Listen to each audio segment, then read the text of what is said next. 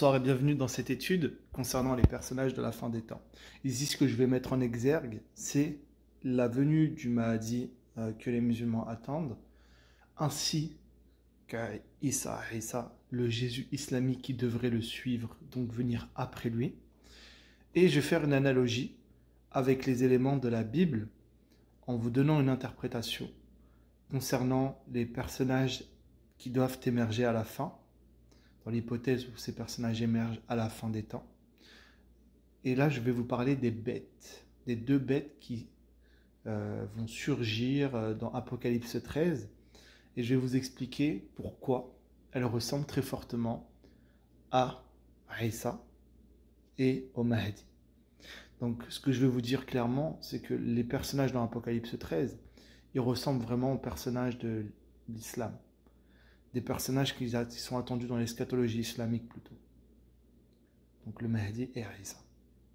Ce que je vais vous faire comprendre également, c'est que si ils sont décrits comme étant les bêtes de l'Apocalypse dans la Bible, c'est-à-dire que ces personnages ne peuvent et ne sont pas et ne viennent pas de Dieu.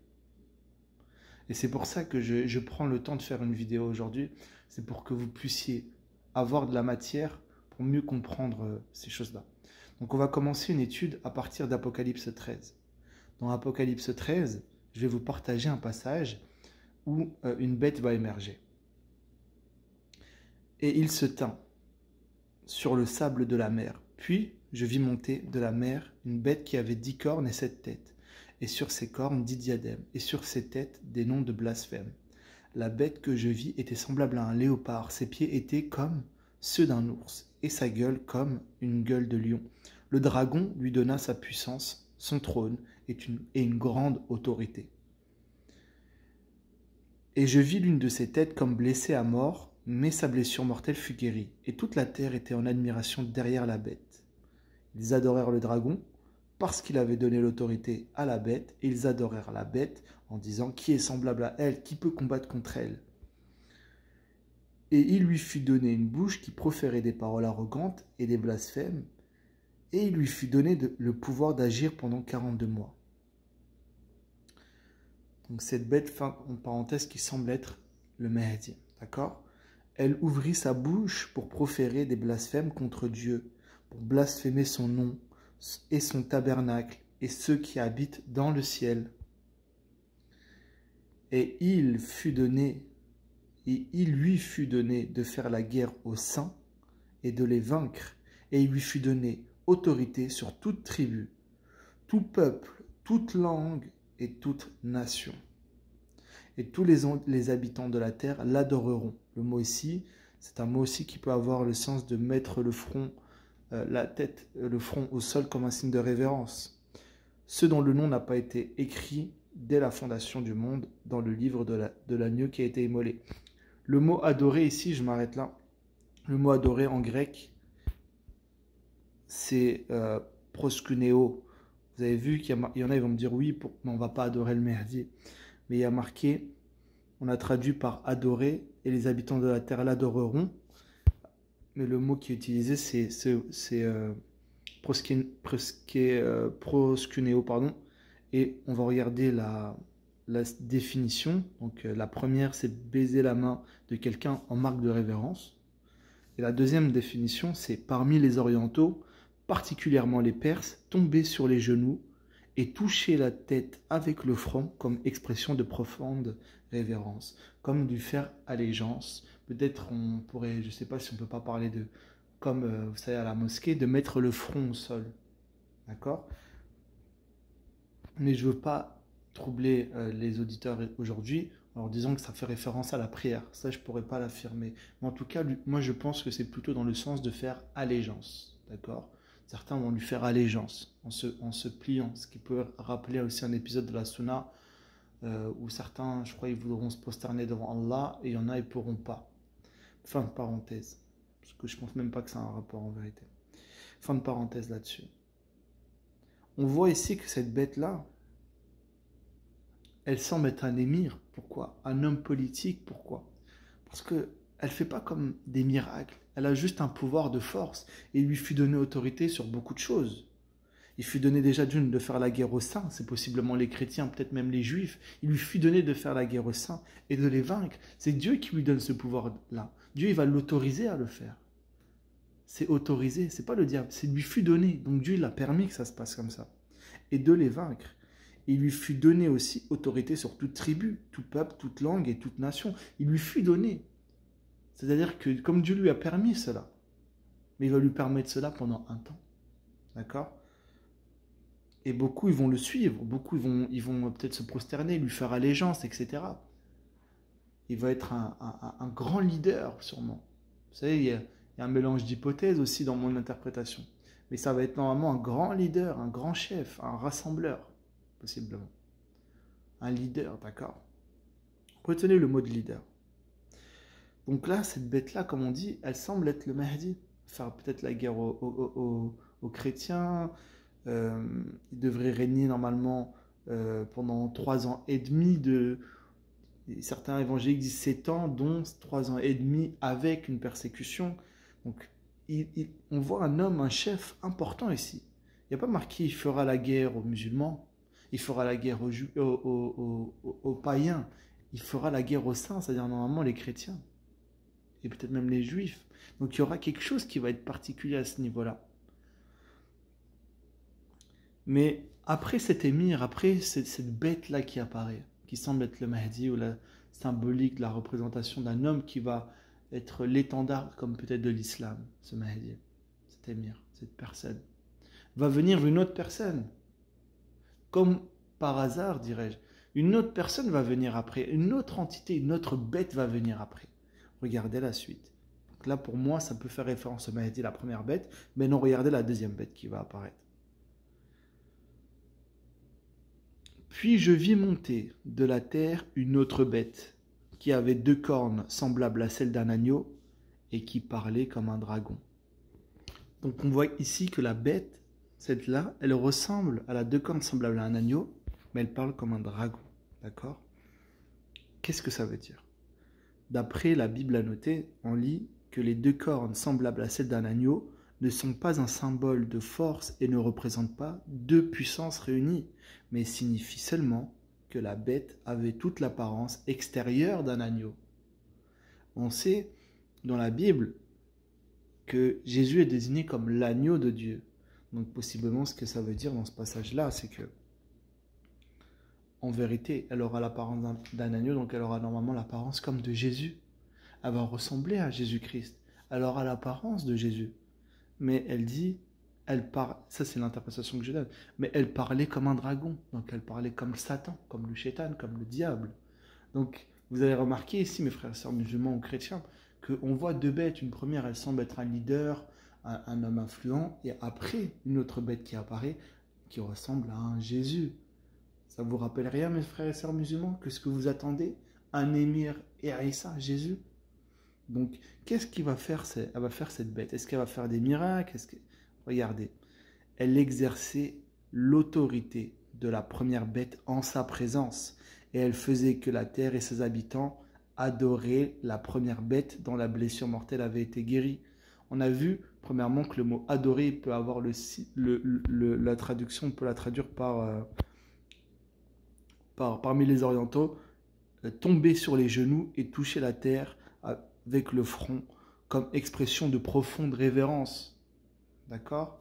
Et rappelez-vous n'y a-t-il pas un hadith qui dit que l'émir, qu'on va demander à Aïssa, ou je ne sais quoi, de diriger la prière, et puis que Aïssa va dire non. Il va laisser le Mahdi, il va lui dire c'est un honneur qu'Allah a réservé à ceux de ta communauté. N'y a-t-il pas un hadith qui dit ça, mes frères et sœurs? Et là, vous voyez que s'il dirige la prière, on ne peut pas faire bon. Voilà.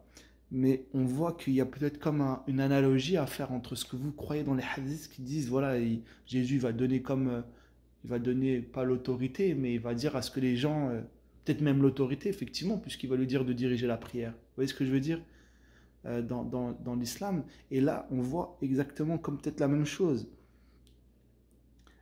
elle exerçait toute l'autorité de la première bête en sa présence. Elle faisait que la terre et ses habitants adoraient la première bête.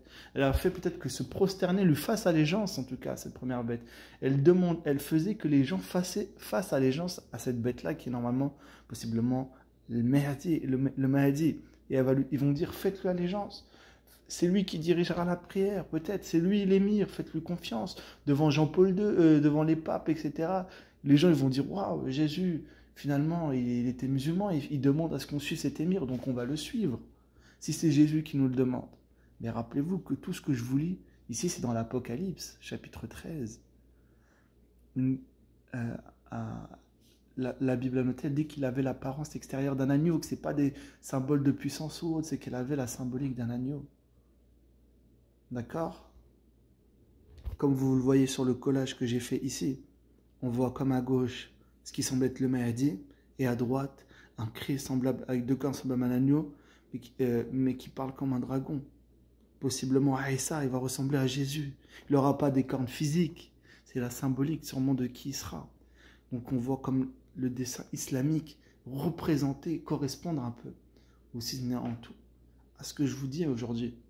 C'est-à-dire que le Mahdi et Aïssa ne peuvent pas venir de Dieu, ne peuvent pas être de Dieu, d'accord? Parce qu'on voit vraiment une première bête, puis une deuxième, et si elles représentent ce que je vous dis, c'est-à-dire le Mahdi et Aïssa, alors à vous de faire le choix de votre comment dire, de votre salut. Est-ce que vous allez porter votre espérance, continuer à porter cette espérance dans l'islam, tout en sachant qu'il se peut effectivement que ce soit les antagonistes de la fin des temps? Alors, combien grande sera votre perte si vous vous égarez, vous faisiez allégeance à ces personnes? Parce que je crois qu'il n'y a aucun retour possible à ceux qui font allégeance à ces personnes. En effet, la Bible ne dit-elle pas en Apocalypse 19, verset 20, « Et la bête fut prise, et avec elle le faux prophète, qui avait fait devant elle les prodiges par lesquels ils avaient séduit ceux qui avaient pris la marque de la bête et adoré son image. Ils furent tous deux jetés vivants dans les temps ardents de feu et de soufre. » Apocalypse 14, 11, pardon. « Et la fumée de leur tourment monte au siècle des siècles, et ils n'ont ni repos, ni jour, ni nuit, ceux qui adorent la bête et son image, et quiconque reçoit la marque de son nom. » Possiblement qu'on t'aura fait allégeance ou autre, à ce moment-là, tu risques de ne plus avoir de repos. Donc, juste une petite parenthèse, parce que là je vois aussi qu'il y a le mot agneau. Il boira lui aussi du fond de la fureur de Dieu, versé sans mélange dans la coupe de sa colère, et il sera tourmenté dans les temps de feu et de soufre, devant les saints anges et devant l'agneau. Ici c'est Jésus qui est appelé agneau. Et quand on voit une deuxième bête, elle ressemble aussi à Jésus, parce qu'elle a deux cornes semblables à un agneau, mais elle parle comme un dragon. Donc elle semble se référer possiblement à un Jésus. D'accord? Parce que même la Bible annotée nous dit qu'il avait l'apparence extérieure d'un agneau. Donc on voit qu'il y a comme deux bêtes. Une première, je vous ai dit, un émir, et puis la deuxième, possiblement Aïssa, le Jésus islamique. Et il y en a qui vont me dire peut-être pourquoi tu dis qu'il y aura un Christ qui apparaît. Si Matthieu 24, dans Matthieu 24, si Jésus, dans l'hypothèse où Jésus parlait de la fin des temps dans tout ce que je vais vous lire, dans cette hypothèse-là, regardez ce qu'il dit concernant les faux Christ, les faux Jésus. Quand on lui pose la question, dis-nous quand cela arrivera-t-il, quel sera le signe de ton avènement et de la fin du monde? Là, il parlait de la destruction du temple. Jésus leur répondit, prenez garde que personne ne vous séduise, car plusieurs viendront sous mon nom, disant c'est moi qui suis le Christ, et ils séduiront beaucoup de gens. Donc la première chose qu'il fait Jésus, quand on lui parle, il ne met pas en garde contre les guerres, il ne met pas en garde contre les étoiles qui tombent du ciel, il ne met pas en garde contre, je ne sais quoi, 10 000 séismes, des tsunamis. Il dit prenez garde que personne ne vous séduise, car plusieurs viendront sous son nom, en disant c'est moi qui suis le Christ. Et Jésus dit quoi? Il dit que personne ne va les écouter? Non. Il dit qu'ils séduiront beaucoup de gens. C'est-à-dire que c'est acté. Quand Jésus l'a dit, c'est pas peut-être, on verra. C'est vrai, il y aura beaucoup de gens, vous allez voir beaucoup de gens qui vont y croire, ils vont séduire beaucoup de gens. Donc ça commence comme à concorder avec ce que je vous ai dit. Un faux Christ, il y aura plusieurs faux Christ. Ils vont dire, c'est moi qui suis le Christ, ils vont séduire beaucoup de gens. On a vu que la deuxième bête, elle faisait des miracles, n'est-ce pas? elle faisait tomber le feu du ciel. Eh bien, rappelez-vous de Matthieu 24, verset 24, car il s'élèvera de faux Christ et de faux prophètes, ils feront de grands prodiges et des miracles au point de séduire, s'il était possible, même les élus. Voici, je vous l'ai annoncé d'avance. Jésus nous a dit ces choses même à l'avance, avant la naissance de l'islam. Voyez-vous ce que je vais vous faire? C'est partager ce message-là. C'est que on a vu de bêtes qui ressemblent aux personnages de l'islam. Des personnages qui sont décrits comme... ils parlent comme un dragon, des blasphèmes et autres. Donc ces personnages, ils auront sûrement l'air d'hommes de paix. Mais en vérité, ce ne sera pas des hommes de Dieu. D'accord? Jésus dira même que... l'Apocalypse a dit même qu'ils vont séduire, je crois, des gens. Regardez. Elle séduisait les habitants de la terre par les prodiges qui lui étaient donnés d'opérer en présence de la bête. Disant aux habitants de la terre de faire une image de la bête qui avait la blessure de l'épée et qui vivait. Elle opérait des prodiges, même jusqu'à faire descendre le feu du ciel sur la terre à la vue de tous les hommes. Cette deuxième bête-là, c'est ce que je vous dis, normalement c'est Isa, elle ressemble à Jésus, un faux Jésus, d'accord, qui va être après une première bête. Vous vous dites le Dajjal, est-ce que le Dajjal il sera tout seul? Est-ce que le Dajjal il va soutenir une personne? C'est ce que je vous dis, faites attention, ne pas mélanger. Là on voit comme un binôme, un à gauche, un à droite, d'accord. La première bête, on dirait un émir, elle a un pouvoir fort, un leader. La deuxième bête, elle semble faire plutôt des miracles. Ça ressemble, comme je vous ai dit, mais elle dit un émir, etc. normal, et ça qui va faire des miracles, patati patata, qui va faire voilà, des choses. Et les deux passages se concordent un peu avec Matthieu 24. Si Jésus nous parlait de la fin des temps, regardez, elle opérait de grands prodiges jusqu'à faire descendre le feu du ciel sur la terre à la vue des hommes. Elle séduisait les habitants de la terre par les prodiges qui lui étaient donnés d'opérer en présence de la bête. C'est comme ce que je vous ai lu dans Matthieu 24. Il s'élèvera des faux Christ, de faux prophètes qui feront de grands prodiges et des miracles au point de séduire, même s'il était possible, les élus. Là, c'est possiblement un éclaircissement, c'est que c'est des faux Christ. D'accord? Gardez cette hypothèse en tête. Certains vont dire, mais comment les prodiges vont apparaître? Alors, si les prodiges, ils apparaissent, vous allez voir des miracles et autres, vous allez dire, peut-être c'est Dieu, c'est pas possible, regarde, c'est des miracles incroyables. Rappelez-vous de ce que disait 2 Thessaloniciens, chapitre 2, versets 9 à 12, dans l'hypothèse encore où l'apôtre Paul nous parlait de l'antichrist ou de la bête, toutes ces choses-là. Regardez ce qui est écrit. L'apparition de cet impie se fera par la puissance de Satan, avec toutes sortes de miracles, de signes et de prodiges mensongers. Encore les signes, encore les prodiges, vous avez vu, le mot prodige, il revient plusieurs fois, avec toutes sortes de miracles, de signes et de prodiges mensongers. Apocalypse 13, elle opérait de grands prodiges. Matthieu 24, 24, ils feront de grands prodiges. Donc voilà, apparition de cet impie se fera par la puissance de Satan avec toutes sortes de miracles, de signes et de prodiges mensongers, et avec toutes les séductions de l'iniquité pour ceux qui périssent, parce qu'ils n'ont pas reçu l'amour de la vérité pour être sauvés. Aussi Dieu leur envoie une puissance d'égarement pour qu'ils croient au mensonge, afin que tous ceux qui n'ont pas cru à la vérité, mais qui ont pris plaisir à l'injustice, soient condamnés. C'est-à-dire que pour moi, d'après l'interprétation que je donne, c'est que, en fait, il y aura des gens qui vont y croire en ces gens-là. Parce qu'il y a marqué, aussi Dieu leur envoie une puissance d'égarement pour qu'ils croient au mensonge. Il y en a, ils vont voir le Mahdi, peut-être, ou ces émirs, cette entité qui arrive. Ils vont croire en lui, ils vont dire c'est lui le monarque, c'est lui le grand... Ils vont croire en lui, ils vont chercher, ils vont croire en lui. Il y a marqué, aussi Dieu leur envoie une puissance d'égarement pour qu'ils croient au mensonge, afin que tous ceux qui n'ont pas cru à la vérité, et Jésus a dit je suis la vérité, afin que tous ceux qui n'ont pas cru à la vérité, mais qui ont pris plaisir à l'injustice, soient condamnés. Parce que possiblement, sous ce califat ou sous ce règne-là, il y aura des injustices, peut-être la persécution des chrétiens, la mise à mort des chrétiens. Apocalypse, à un moment, elle parle de décapitation, il me semble, de ceux qui avaient le témoignage de Jésus. Dieu me pardonne si je le sors hors contexte, si je me suis trompé là-dessus, mais si les chrétiens sont persécutés, si les chrétiens sont mis à mort, si, quand on dit Jésus brisera la croix, etc., dans les hadiths et tout, ça veut dire que c'est des choses qui indiquent la persécution des chrétiens. Alors et que vous y allez, vous persécutez les chrétiens, vous les décapitez, vous les égorgez, vous dites c'est pour Allah, le Mahdi il est vrai, nanani, on a vu Jésus, il a fait des miracles, ce sont des mécréants. Alors possiblement que ce passage s'applique à vous, futurs, afin que tous ceux qui n'ont pas cru à la vérité, mais qui ont pris plaisir à l'injustice, aux mauvaises choses, peut-être de tuer son prochain, les innocents, de leur faire du mal, de leur faire payer des taxes, etc., parce qu'ils sont chrétiens ou autres, eh ben, ils soient condamnés. Ils vont y croire.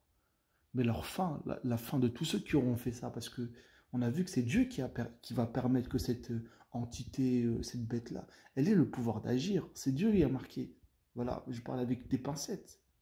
Parce que c'est Dieu qui connaît mieux les textes. Mais il y a marqué, il fut donné de faire la guerre aux saints, de les vaincre et tout. En parlant de, pour moi, ce que j'interprète comme étant l'émir. Ou la première bête de l'Apocalypse. Donc ça va être, c'est pas parce qu'il va gagner beaucoup de choses que c'est, comment dire, c'est lui qu'il faut croire, non. Ça lui est permis de faire ça pendant un temps. Mais à la fin, il y a quelque chose qui va se passer. Ne croyez pas que ça va juste, Jésus, la Bible nous dit ça comme ça et que ça s'arrête comme ça, non. Il y a quelque chose qui va se passer à la fin. D'accord? Il y a quelque chose qui va arriver. Mais avant d'en parler, je voudrais aussi faire encore une analogie avec un hadith et la Bible. Issa le fils de Marie va descendre près d'un minaret blanc à l'est de Damas, d'après ce hadith, d'accord? Issa ibn Maryam va descendre près du minaret blanc à l'est de Damas. Ça, c'est dans un hadith. Donc, voilà, ça, c'est sur le site hadith du jour. Authentifié par etc. Bon, vous vérifierez aussi le grade, d'accord, c'est les sahih ou autres.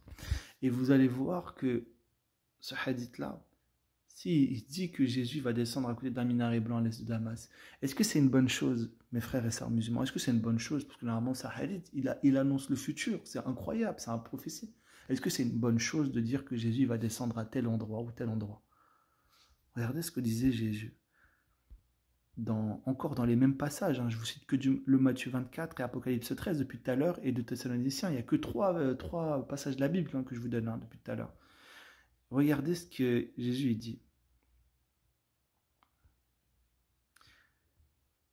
Si quelqu'un vous dit alors, s'il se réfère à la fin des temps, Jésus, si quelqu'un vous dit alors, le Christ est ici ou il est là, ne le croyez pas. Car il s'élèvera de faux Christ et de faux prophètes. Ils feront de grands prodiges et des miracles au point de séduire, s'il était possible, même les élus. Si on vous dit le Christ est ici ou il est là, et pourtant le hadith il dit il va descendre près du minaret blanc à l'est de Damas, qu'on va vous dire il est là près du minaret blanc à l'est de Damas, ou il est là à Mecca, il est là, ne croyez pas. Il a dit voici je vous l'ai annoncé d'avance, si donc on vous dit voici il est dans le désert, n'y allez pas. Voici, il est dans les chambres, ne le croyez pas. Parce que Jésus va venir autrement, il va venir de cette manière. Car comme l'éclair part de l'Orient et se monte jusqu'à l'Occident, ainsi sera l'avènement du Fils de l'homme.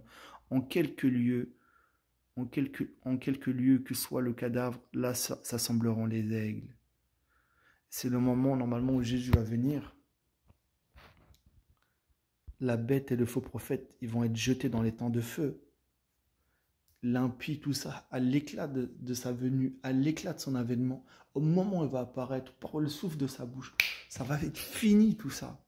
Ça va être fini. Et il dit qu'il y aura même comme une armée qui va se rassembler pour faire la guerre au Christ. Mais avant de parler de ça aussi, je voudrais vous partager le fameux verset qui dit la marque de la bête. Elle fit, normalement, il fut donné, etc. L'image de la bête furent tués. Voilà, il lui fut donné d'animer l'image de la bête, afin que l'image de la bête parlât, et qu'elle fit que tous ceux qui n'adoraient pas l'image de la bête fussent tués. Donc possiblement, ils vont te contrôler. Je ne sais pas comment ils vont te tuer si tu ne fais pas allégeance, tu ne fais pas ta prière devant lui, tu ne fais pas une shahada.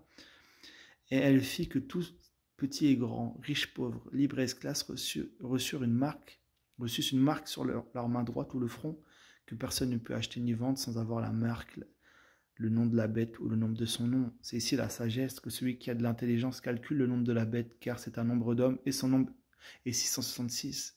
Donc ça c'est la marque de la bête, normalement c'est soit, je sais pas, c'est une chose technologique ou simplement le fait de lui faire allégeance. D'accord? Donc ne pas faire allégeance à cette bête-là. Et on voit ensuite que à la fin, le combat, il doit y avoir comme une sorte de combat entre la, les personnages de la fin. Ils vont comme peut-être rassembler comme une armée. Ils vont vouloir faire la guerre comme au Christ, directement. Regardez, ils combattront contre l'agneau. Je vais vous partager à partir un peu plus loin. Ils ont un même dessin. Ils combattront contre l'agneau, et l'agneau les vaincra, parce qu'il est le Seigneur des seigneurs et le Roi des rois. Et les appelés et les élus et les fidèles qui sont avec lui vaincront aussi. Donc en fait, ils vont vouloir comme combattre contre le Christ, mais ça va être leur perte. Ils vont mourir. Il y aura sûrement sur la terre beaucoup de morts d'un coup qui vont mourir. Il n'y a même pas de combat. Ils ont déjà perdu. Par l'éclat de son avènement, par le souffle de sa bouche, il les a déjà vaincus. Le diable, le faux prophète vont être jetés dans les temps de feu. Je crois même que c'est juste un ange, simple ange qui va s'occuper de leur cas. Parce qu'il n'y a pas de combat possible. Jésus est le roi des rois, le Seigneur des seigneurs. Il est le Fils de Dieu. Il n'y a pas de combat entre lui et les autres. Il est qui il est. Il est le Fils de Dieu. Donc voilà. Donc je vous invite juste à méditer ces paroles, à vous renseigner sur la Sunna. Regardez bien les passages qui parlent de la fin des temps sur Mehdi, Isa, etc. Et relisez votre évangile, comparez. Mais surtout, moi je suis qu'un humble personnage. Moi je ne peux pas vous dire toutes les choses de manière parfaite. Et peut-être que je me trompe sur certains points ou certaines choses, ou même sur tout. Mais ce que je vous invite à faire, c'est de poser véritablement la question à Dieu, de savoir si c'est vrai ou pas vrai, afin que Dieu puisse vous donner du discernement, que vous reconnaissiez les choses et que vous ne tombiez pas dans un piège, que ne vous soyez pas sous l'emprise d'un séducteur. Vous croyez trouver en lui un sauveur et qu'en vérité, il vous vole votre âme. Donc, tournez-vous vers Dieu, posez les bonnes questions à Dieu. Aujourd'hui, priez, posez-lui vos questions. Et voilà, donc une petite synthèse, on a vu, comme je vous ai dit, que dans l'eschatologie islamique, ce qui semble devoir apparaître, c'est le Mahdi et Isa, l'un après l'autre, donc d'abord le Mahdi, après Isa. On voit dans l'eschatologie, on voit dans Apocalypse 13 qu'il semble y avoir comme deux bêtes. La première, elle ressemble comme au Mahdi pour moi, d'après mon interprétation, et la deuxième, elle peut se référer au Mahdi, et la deuxième bête, elle ressemble comme à un Jésus, à Isa. Donc on voit comme que ça concorde, on voit comme la guerre au sein. Possiblement ils vont agresser les chrétiens, les persécuter, les mettre à mort, comme voilà, les mettre à mort, et ensuite voilà que ils vont les mettre à mort, etc. Bon voilà, je vous laisse méditer sur les autres hadiths, et voilà, que Dieu vous bénisse.